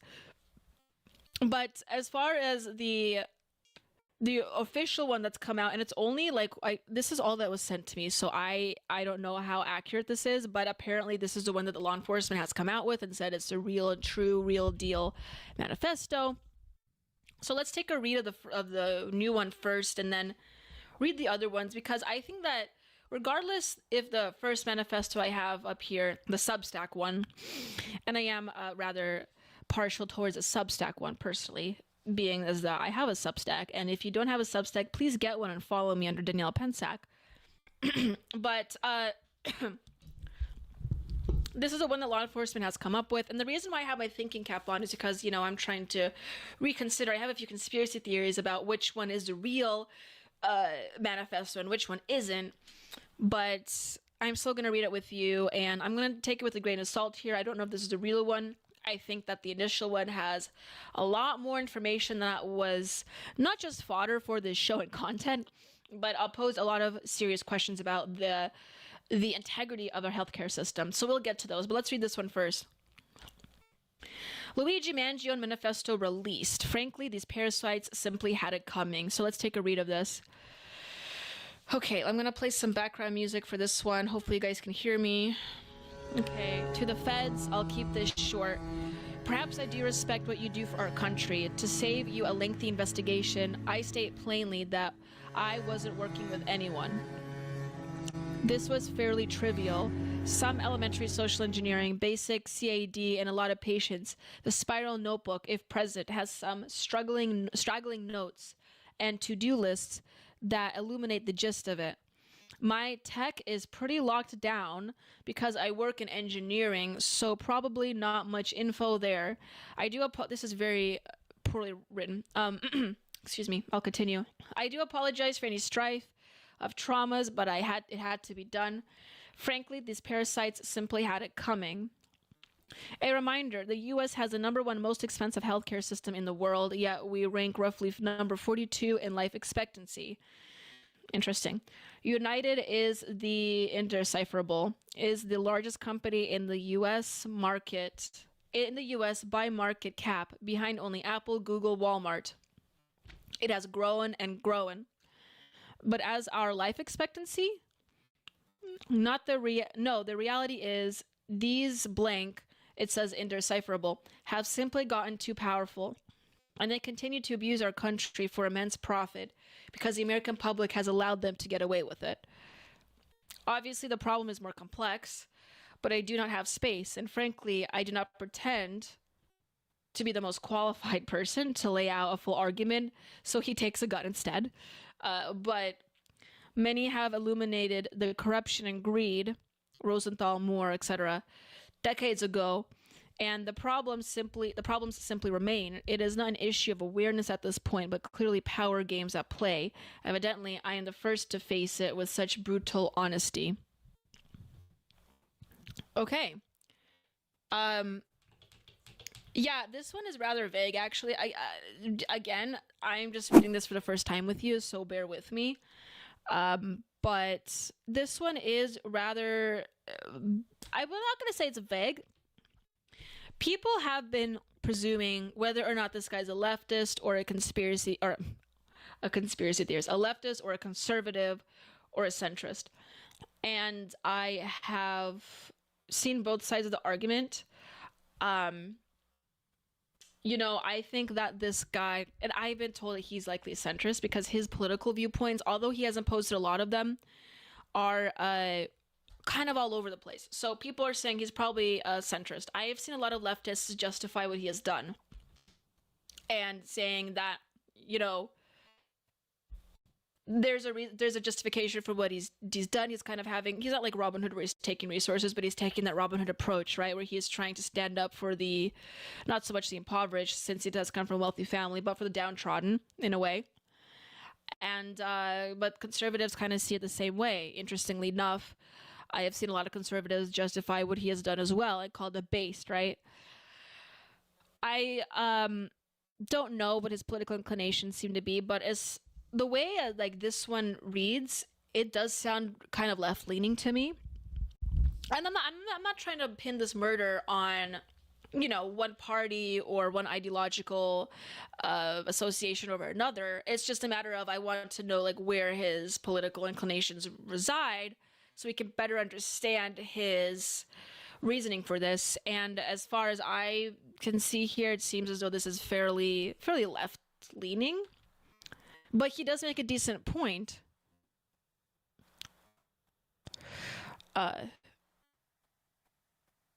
Okay. The Thunderdome. I see people writing to me that I have the Thunderdome. Yes, I have the Thunderdome. This is my conspiracy cap. I'm wearing this as I'm reading the manifestos here. Okay. Let's proceed to the other manifestos, the more interesting and important one.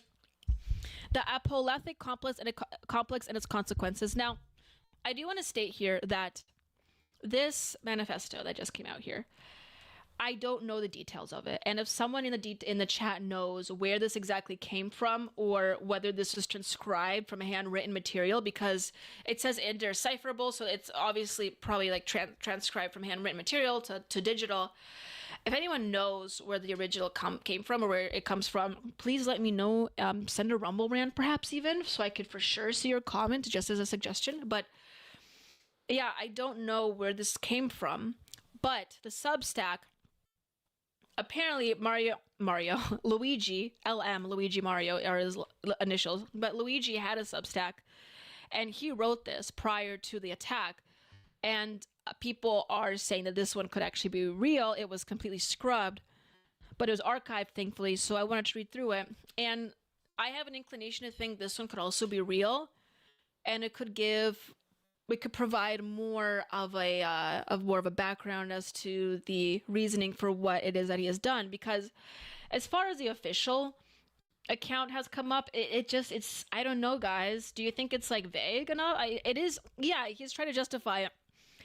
We have the most expensive health insurance. We rank very low as far as life expectancy is concerned, considering that sucks. Yeah, there's corporatism and greed involved within the United States. The United States system. Absolutely. Is that enough to really justify taking someone's life? This sounds very, and I'm just spitballing here, but this sounds very half-assed. This is a Substack. The allopathic complex and its consequences. And I've heard people say that this guy is like secretly right-wing. And the way that this is titled makes me presume that's the case, because a lot of people, especially young men within right-wing circles, write like this. And if you don't get what I mean, I will just say it's just a meme to end sentences like, or phrases like, and its consequences. But let's go through this. I'm sorry. There's too much dead time. Let's play more. Okay. The Second Amendment means I am my own chief executive and commander-in-chief of my military. I authorize my own act of self-defense in response to a hostile entity making war on me and my family. Nelson Mandela says no form of violence, he misspelled here, right here, violence can be excused. Camus says it's all the same, whether you live or die or have a cup of coffee. MLK says violence never brings permanent peace. Gandhi says that nonviolence is the mightiest power available to mankind. That's who they tell you are heroes. That's who our revolutionaries are. Yet, is that not capitalistic? Nonviolence keeps the system working at full speed ahead. What did it get us? Look in the mirror. They want us to be nonviolent so that they can grow fat off the blood they take from us. Man, I have to do this again. I love this sound effect. You guys know where the sound effect comes from? It's come from the Joker. They want us to be nonviolent so they can grow fat off the blood they take from us. The only way out is through. Not all of us will make it. Each of us is our own chief executive. You have to decide what you will tolerate. And then he cites Gladiator 1.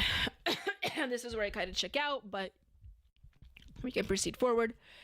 In Gladiator 1, Maximus cuts into the military tattoo that identifies him as part of the Roman legion. His friend asks, "Is that the sign of your god?" As Maximus carves deeper into his own flesh. As his own blood drips down his skin, Maximus smiles and nods. Yes.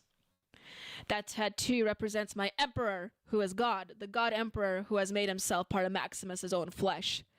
The only way to destroy the emperor is to destroy himself. Maximus smiles through the pain because he knows it is worth it. Oh, we're not done yet. These might be my last words. I don't know when they will come for me. I will resist them at any cost. That's why I smile through the pain. And then we get to the story of his mother. And this is where the medical malpractice really occurs here, so hang tight. They diagnosed my mother with severe neuropathy when she was 41 years old. She said it started 10 years before that with burning sensations in her feet and occasional sharp stabbing pains. At first, the pain would last a few moments, then fade into tingling, then numbness, then fade into nothing a few days later. And I do want to, before we proceed forward, I do want to say I do have a form of this pain as well.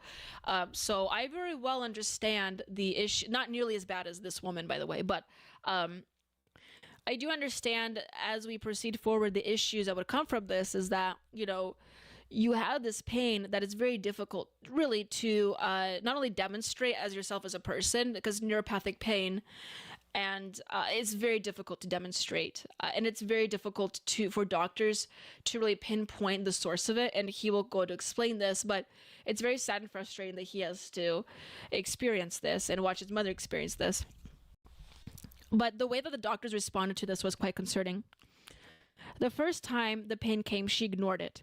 Then it came a couple times a year and she ignored it. Then every couple months. She started with ibuprofen until the stomach aches and acid reflux made her switch to acetaminophen. Then the headaches and barely sleeping made her switch back to ibuprofen. The first doctor said it was psychosomatic. Nothing was wrong. She needed to relax, de-stress, sleep more. The second doctor said it was a compressed nerve in her spine. She needed back surgery. It would cost over $100,000. $180,000. Not only that, but recovery would be 6 months minimum before walking again. This woman had a very advanced form of neuropathy. And this is true if you go to the doctor with this. There's like no way to truly diagnose this accurately. The doctor will basically just bring forth their own speculation about what causes nerve pain.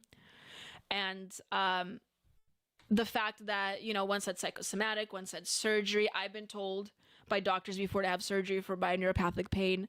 It's extremely expensive and it's foolish, frankly, if you can manage it. But it sounds like this woman had a very advanced form and it was debilitating her life. That's a little of Daniela lore for those that aren't aware. Moving forward. The doctor performed a nerve conduction study, electromyography, MRI, and blood tests. Each cost $800 to $1,200. She hit the $6,000 deductible of her UnitedHealth plan in October. The doctor went on vacation. My mother wasn't able to resume tests until January when her deductible reset. The test showed severe neuropathy. The $180,000 surgery would have no effect. They prescribed her opioids for the pain. Okay, let's get. I won't say anything. They prescribed opioids for the pain. At first, the pain relief was worth the price of constant mental fog and constipation. She didn't tell me about that until later. All I remember is we took a trip for the first time in years. Anyway, he talks about the trip. And then they prescribed her gabapentin when the opioids wouldn't work. And this is where I really am confused. Sorry, my head itches. Because like a little bit more lore of Daniela Pensac here. I take gabapentin, and it's not habit forming. I mean, not really. You don't really abuse it. It's not capable of being abused. The safeguards to retain and maintain that prescription is very low, because I think it's like there's different classifications about how abusable a drug is, and gabapentin's on the lowest rung. So the fact that they prescribed this woman opioids before gabapentin is basically like negligence at that point. Now, perhaps it was so severe they thought that opioids would work and it would just get rid of it immediately. But this is basically just a doctor trying to nullify the pain and not really put in the effort to understand where it's coming from. They're throwing all these different suggestions at her, and instead of actually trying to understand the issue, they give her opioids. But not only that, there is an alternative drug like gabapentin that you don't abuse and it doesn't ruin your life like opioids do. And so when I read this, it does caught me aback, because it's very difficult for me to understand why that would happen. They must have prescribed her. I don't even understand how you can go from opioids to gabapentin pain-wise, because like you have to have a lot of gabapentin to perhaps compensate for the loss of pain you had with opioids. So anyway, by now the pain was so bad that she couldn't exercise. That does happen. which compounded by weight gain from a slowed metabolic rate and hormonal shifts that can also happen if it gets really bad. And it barely helped the pain and made her so fatigued that, yeah, of course it barely helped the pain because she was on opioids before gabapentin. You can't transition from opioids to gabapentin. My God. I mean, I'm sure you can, but it just doesn't make sense to me. Then corticosteroids, which didn't even work at all. So that one was just like through the roof. The pain was so bad, I had to hear my mother wake up at night screaming in pain. I would run to her room, ask if everything's okay. Eventually, I stopped getting up. She'd yell anguished shrieks of wordless pain, or that swear word, the F word, which I will not say on stream here, stretched and extended into its limits. I turned over and go back to sleep. All of this while they bled us dry with follow-up appointment after follow-up appointment, specialist consultations, and more imaging scans. And doctors will do this. They'll juice you out of every resource you have. They do not care about actually trying to pinpoint the root cause. Once in a while, you'll get a good doctor that really wants to understand where you're coming from and will take more than 15 minutes to talk to you. But more times, doctors just won't do this. And not only that, they will unceremoniously and irresponsibly prescribe you drugs that you shouldn't even be having when there are alternative methods. Anyway, I'm going to skip most of this because he talks about his own personal experience and how he got the same thing eventually. But let me skip to this part. People are dying. Evil has become institutionalized. Corporations make billions of dollars off the pain, suffering, death, and anguish cries in the night of millions of Americans. This guy reached his breaking point. We entered into an agreement for health care with legally binding contract that promised care commensurate with our insurance payments and medical needs. Then UnitedHealth changes the rules to suit their own profits. They think they made the rules and think that because it's legal that no one can punish them. They think there's no one out there who will stop them. Now my own chronic back pain wakes me up at night, screaming in pain. I sought another type of healing that showed me the real antidote is to what ails us. Let me reread that again. Hold on. I sought out another type of healing that showed me the real antidote to what ails us. That's chilling right there. Wow. Now my own chronic... Hold on. I bide my time, saving the last of my strength to strike my final blows. I shouldn't be making fun of this. Like, this is really sad to read, and I understand physically, I understand the pain. That no justification for taking anyone's life or Minecrafting anyone, but, I understand the pain. It's not that funny, especially when they burn through your money like that. But the way that this is written made me really think this is a real thing because people were talking about how this guy was subversively right-wing. And this reads like someone that is right-wing. All extractors must be forced to swallow the bitter pain they deal out to millions. As our own chief executives, it's our obligation to make our lives better. First and foremost, we must seek to improve our own circumstances and defend ourselves. This is the neo-feudalism I was kind of getting at, where he's talking about the contractual agreements. He was slighted. He wanted to retaliate. Rules exist. I like this. I like this one. Rules exist between two individuals in a network that covers the entire Earth. Some of these rules are written down. Some of these rules emerge from a natural respect between two individuals. Some of these rules are defined in physical laws, like the properties of gravity, magnetism, or get this, the potential energy stored in the chemical bonds of potassium nitrate. Okay, good to know. Potassium nitrate. No single document better encapsulates the belief that all people are equal in fundamental worth and moral status and the frameworks for fostering collective well-being than the U.S. Constitution. Writing a rule down makes it into law. I don't give an F about the law. Law means nothing.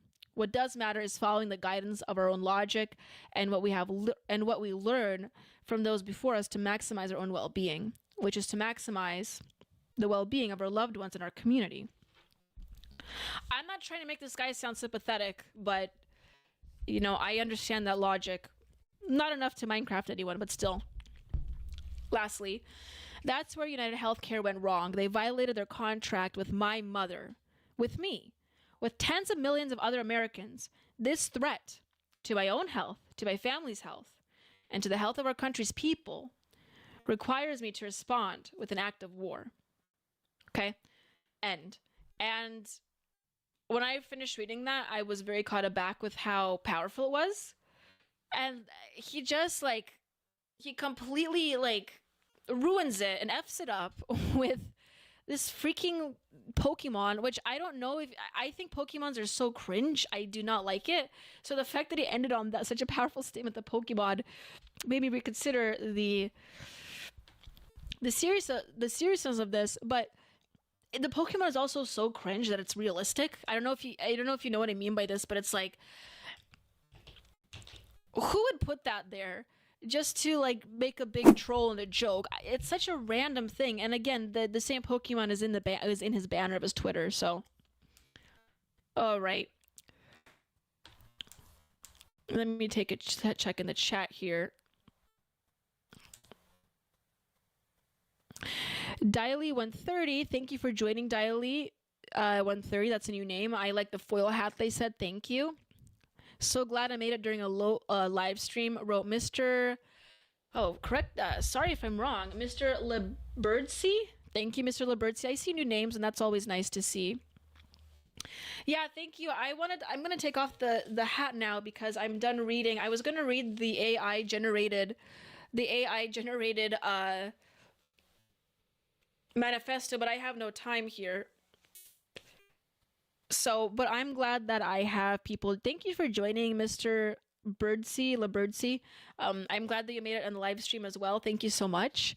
I am reaching to the end of my live stream, and I'm glad that we could get those who could join to watch me read that cringe but also inspiring manifesto. Not inspiring in the way that you're thinking. I mean inspiring like, you know, the guy really wants to really wants to get across that we are living in a corrupt system. And I hope that all of us can take the time to really understand that and hopefully rectify that without annihilating anybody.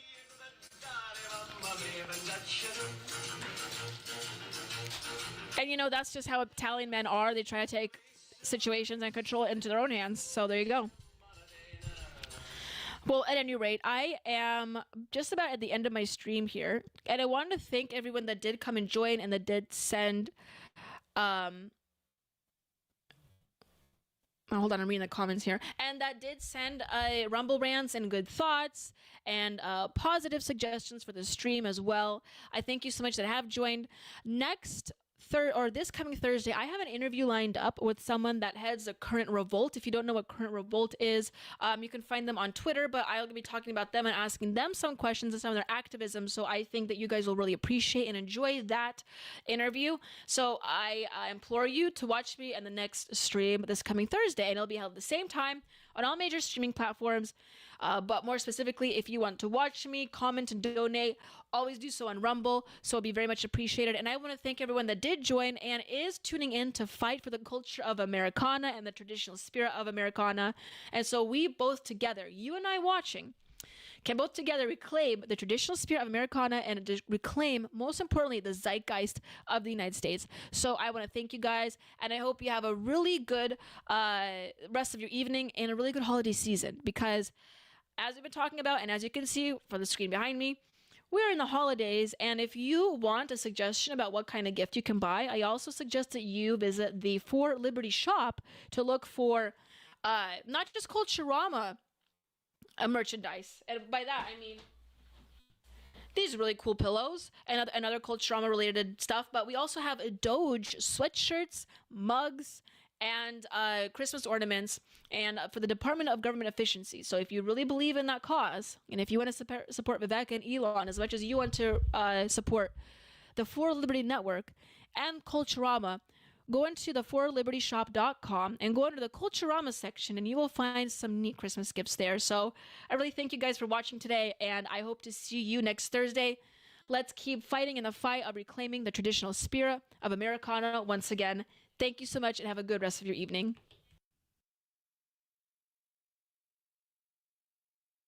Out in the cold snow's falling down, jingling bells ring all through the town. Santa's on his mission to spread cheer, no doubt.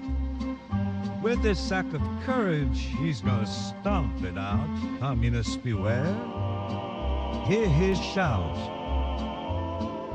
Here comes Santa Claus with his joyous might, crushing politics in the silent night. Under the mistletoe, kids sing and laugh. Santa's the hero, giving